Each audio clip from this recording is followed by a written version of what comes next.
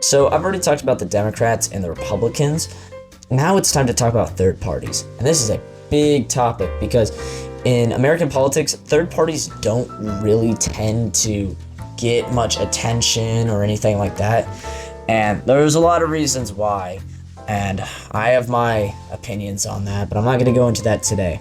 Because with third parties, I think they have a chance in the coming elections because Democrats and Republicans are both falling out of favor because of their ties with Israel and lobbying and all this type of stuff.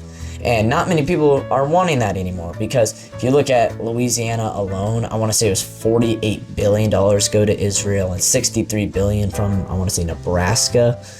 And both parties are bipartisan on that. Same with mega corporations and super PACs. They're both bipartisan.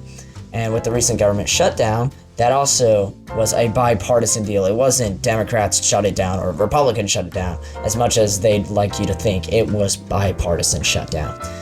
And this is why a lot of people started asking, why don't we have a third party? Couldn't a third party bring us out of this government shutdown or prevent a government shutdown? And I started thinking about that, and yeah, if we had a third party, it could fix a lot of problems, but a lot of people don't want to vote third party because it's a waste of a vote, which I've never really understood because how are you wasting your vote? You're voting for who you think is going to be the best. And these are the same people who voted for Biden or Donald Trump. They voted for Trump. They voted for him and it was so great. Just look at what he's doing to the country. Oh my God, and look at what Biden did to the country. Neither of these two are good people. Even as much as I like Obama as a person, he wasn't a good president. He was not a good president. He enabled so much stuff for what we're dealing now. Same with George Bush. Yikes. But I'm really hoping third parties can get some stake in America's future because they used to.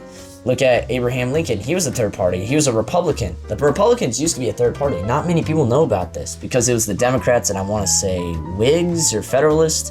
It was one of those. And you're already seeing some politicians start to switch, like RFK Jr. He was a former Democrat who went third party.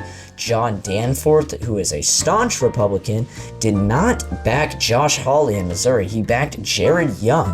And I actually got to meet both of them. And Jared Young had a good base, I would say. Better than Josh Hawley by a lot. But those are just my opinions. I'll see y'all in the next one. Peace.